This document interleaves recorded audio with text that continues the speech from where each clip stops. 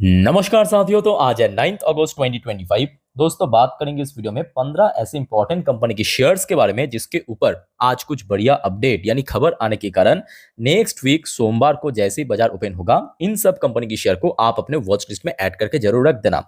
और don't worry, मैं आपको उसके पहले रविवार भी वीडियो के थ्रू थोड़ा सा रिमाइंड कर दूंगा कल, ठीक है। तो चलिए एक एक करके कंपनी यानी शेयर्स का नाम और उसके पीछे क्या वजह है आपके साथ में शेयर करता हूं। देखिए, सबसे पहले बात यह है कि अभी सिचुएशन थोड़ा वीक है। चाहे मार्केट की बात करें, अलग अलग सेक्टर्स की बात करें, गिरावट हो रहा है। और ऐसा नहीं कि ये पहली बार गिरावट हो रहा है। इस साल पे एकदम शुरू में हमने गिरावट देख चुका ऑलरेडी। खास करके जनवरी फरवरी मार्च में गिरावट हुआ था, या रिसेंट टाइम गिरावट में दोस्तों एक कॉमन फैक्टर आपको नजर आएगा। कौन सा कॉमन फैक्टर?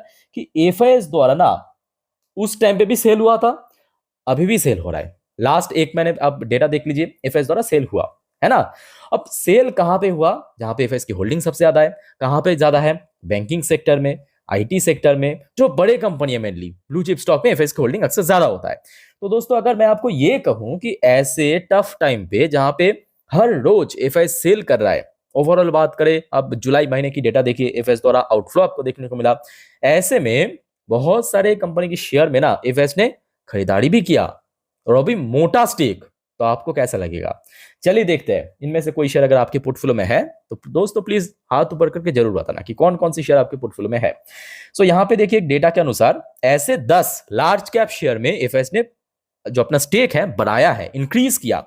आइए एक एक करके मैं आपको दिखाता हूँ कंपनी का नाम और कितना परसेंट स्टेक इंक्रीज हुआ। देखिए, सबसे पहले कंपनी है Indigo. Indigo aviation, non Nifty 50 company, but सुनने को आ रहा है कि जल्दी ये निफ्टी में शामिल हो सकता है। सो क्वार्टर फोर पे हमने देखा था, इसमें एफएस की स्टेक था कितना? 25.11%। और क्वार्टर वन पे अगर आप देखेंगे एफएस की स्टेक, देखिए क्वार्टर वन में बढ़ के 27.31% पे पहुंच चुका। तो मतलब मोर देन 2% की स्टेक इंक्रीज किया एफएस ने। ओके, अब देखिए इंडिगो कोई छोटे कंपनी नहीं है, यहाँ पे अगर 1% भी बढ़ता है बहुत बड़ी बात है। वहां पे सीधा 2% के ऊपर बढ़ गया, ठीक है, एफएस की स्टेक। अच्छा, इंडिगो एविएशन के बाद जो दूसरे कंपनी के नाम आ रहा है, डिवीज लैबोरेटरीज। डिवीज लैबोरेटरीज में अगर आप देखेंगे क्वार्टर फोर में जो एफएस की होल्डिंग था 18.01%, क्वार्टर वन पे बढ़ के हो चुका है 19.74%। बहुत मोटा स्टेक इंक्रीज किया। अब देखिए, डिवीज लैब एक टाइम पे निफ्टी फिफ्टी की पार्ट था, अभी नॉन निफ्टी फिफ्टी कंपनी बन चुका है ना। सो उसके बावजूद भी अगर 1.7% के आसपास बढ़ता है, एफएस द्वारा खरीदारी हुआ क्वार्टर वन पे, तो अपने आप में बहुत अच्छी बात है। अच्छा, डिवीज लैबोरेटरीज के बाद भारती एयरटेल आ जाइए।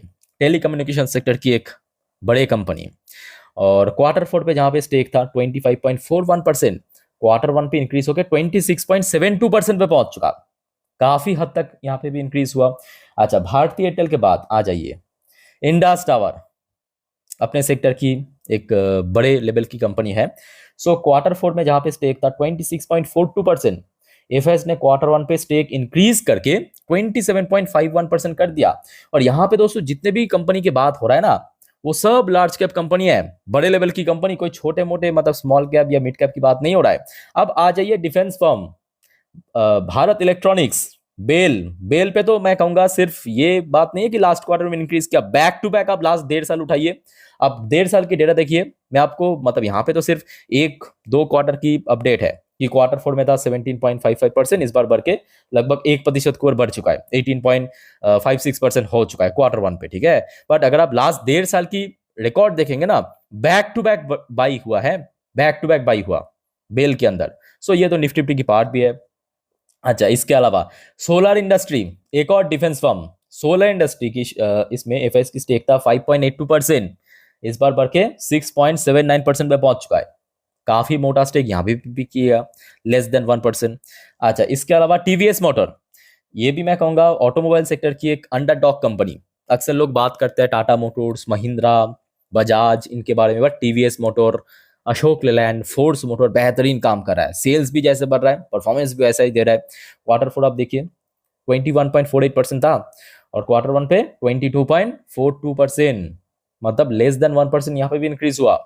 आ जाइए अब बड़े बैंक्स में, आईसीआईसी बैंक, आईसीआईसीआई बैंक में आधा परसेंट बढ़ना भी बहुत बड़ी बात है, क्योंकि समझ सकते हो आप बैंक की जो ओवरऑल मार्केट कैपिटलाइजेशन कितना ज्यादा है।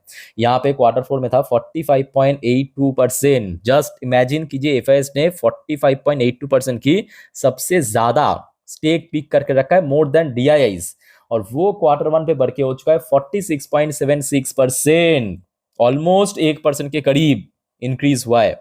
ओके, अच्छा अब आ जाइए एक और निफ्टी 50 की शेयर बजाज फिनसर्व, जिसमें भी लगभग वही 1% के आसपास इंक्रीज हुआ है। 7.53% से बढ़ के 8.41% तक पहुंच चुका है क्वार्टर फोर और क्वार्टर वन के भीतर। ठीक है, अच्छा लास्ट कंपनी बीपीसीएल, इस पे भी देखिए एफएस की मोटा स्टेक है। क्वार्टर फोर में था 14.58% स्टेक, उसके बाद क्वार्टर वन पे 15.45% स्टेक। यानी मुद्दे की बात यह है कि इन सब कंपनी में एफएस द्वारा बाइंग हुआ है, जबकि बाकी सेक्टर्स में या शेयर्स में क्या हुआ, सेल हुआ एज पर लेटेस्ट डेटा। अब देखिए मैं एट द एंड ये भी कहूंगा कि देखिए एफएस ने बाई किया है, इसका बिल्कुल मतलब ऐसा नहीं है कि आप भी कल जाके मतलब सोमवार जब बाजार ओपन होगा अंधाधुन बाई कर ले, तो जी नहीं। ये बेसिकली एक डेटा है। अगर आपके पास इनमें से कोई भी कंपनी की शेयर है दोस्तों, प्लीज कमेंट करके बताइए। और इन सब शेयर में ये भी एक बहुत बड़ी बात है कि जिस वजह से शेयर में कोई बहुत बड़ा डीप करेक्शन नहीं हो रहा है। हाँ, नॉर्मल 4-5% की करेक्शन, मार्केट सेंटीमेंट वीक है, वो अलग बात है, बट डीप करेक्शन मतलब सीधा 20% गिर गया, 25% गिर गया, ऐसा बिल्कुल हमें देखने को नहीं मिला। तो एफएस की जितना होल्डिंग बढ़ेगा, एक्चुअली कोई भी कंपनी की शेयर में उतना ही स्टेबिलिटी बढ़ेगा। ठीक है, क्योंकि फॉरेन करेंसी आ रहा है ना, फॉरेक्स इनफ्लो जितना बढ़ेगा, एफएस मतलब क्या, जो बाहर की निवेशक है, भारत की बाहर से। ओके, सो ये दोस्तों सबसे पहला डेटा था। ओके, अब आगे बढ़ते हैं, कुछ इंडिविजुअल कंपनी को भी कुछ न्यूज है, आइए अपडेट देते हैं। जैसे कि केपीआईटी की शेयर भले ही देखिए लास्ट डे थोड़ा बहुत नीचे क्लोजिंग दिया, 1.65% नीचे। अच्छा, न्यूज किया है कि KPI technology approve acquisition of further stake in Dream AG. तो इसके पहले हमने देखा था केपीआई टेक्नोलॉजी इसमें बाई किया था, एक पर्टिकुलर स्टेक पिक किया था। रिसेंटली फिर से यहाँ पे बाई करने के बाद जो केपीआईटी की इसमें जो होल्डिंग है वो मोर देन 50% हो चुका है। तो मतलब केपीआईटी इस कंपनी के अंदर कंट्रोल कर लिया, कंट्रोलिंग स्टेक पिक कर लिया, कंट्रोलिंग स्टेक। अब कंट्रोलिंग स्टेक पिक करने से फायदा क्या होता है, कैसे फायदा मिलता है, ये आई थिंक कि आपके दिमाग में सवाल आया होगा। तो सिंपल एग्जांपल दोस्तों, टाटा मोटर्स और हमारे जेएलआर, इसके थ्रू आप समझ सकते हो। क्योंकि टाटा मोटर्स की डोमेस्टिक सेल्स आप समझ सकते हो उतना भी ज्यादा नहीं है, या कंपनी की जो रेवेन्यू जनरेट होता है, इनकम होता है, वो डोमेस्टिक मार्केट उतना भी ज्यादा नहीं है। टाटा मोटर्स को मेनली फायदा मिलता है अपने जेएलआर सेगमेंट से, क्योंकि जेएलआर इसकी सब्सिडियरी कंपनी जिसमें टाटा मोटर्स की कंट्रोलिंग स्टेक है।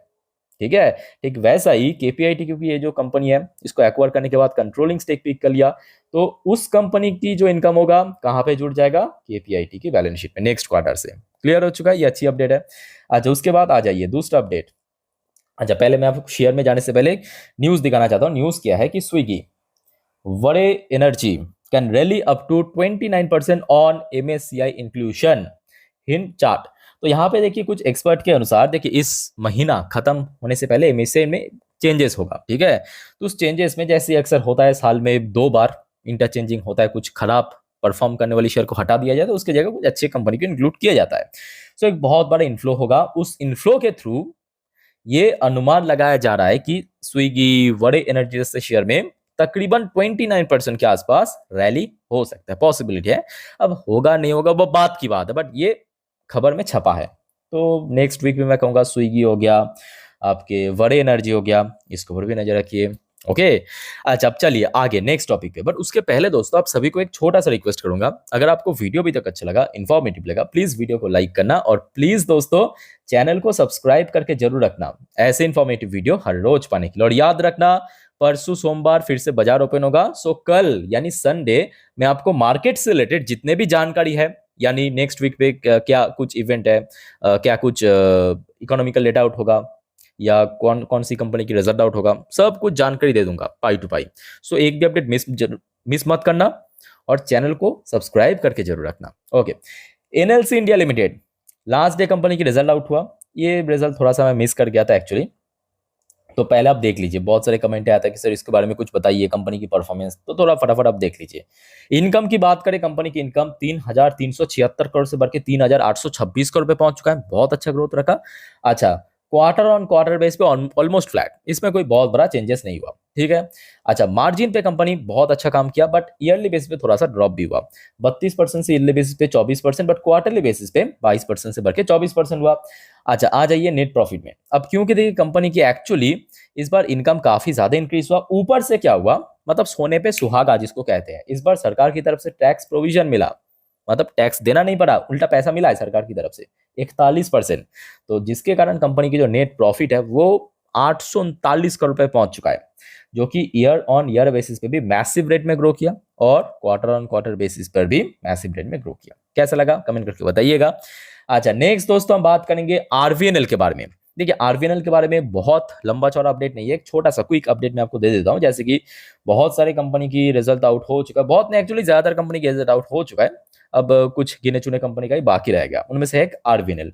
सो आरवीएनएल की रिजल्ट दोस्तों आपको मालूम पड़ेगा 12 अगस्त 2025 को, यानी नेक्स्ट हफ्ता आरवीएनएल की रिजल्ट आउट होगा। इवन बहुत सारे कुछ इंपॉर्टेंट कंपनी की रिजल्ट होगा, ठीक है। सो अपडेट मैं आपको 12 तारीख की दे दूंगा। और आरवीएनएल की रिजल्ट इस बार बहुत इंपॉर्टेंट है। क्यों इंपॉर्टेंट है? क्योंकि बैक टू बैक खराब हो रहा है, तो इस बार अगर थोड़ा भी बेटर हुआ तो कहीं ना कहीं शेयर में बाउंस बैक हो सकता है, अगर फिर से खराब हुआ तो वही होगा जो अभी तक चल रहा है। ओके, सो 12 तारीख दोस्तों अपडेट मिस मत करें। इवन उसके पहले भी बहुत सारे टॉपिक के ऊपर हम वीडियो डालेंगे जो हर रोज डालता हूँ। So stay connected with channel को सब्सक्राइब करके रखिए। फिलहाल इस वीडियो को वाइंड अप करता हूँ, मिलते हैं नेक्स्ट वीडियो में। टेक केयर, बाय बाय, जय हिंद।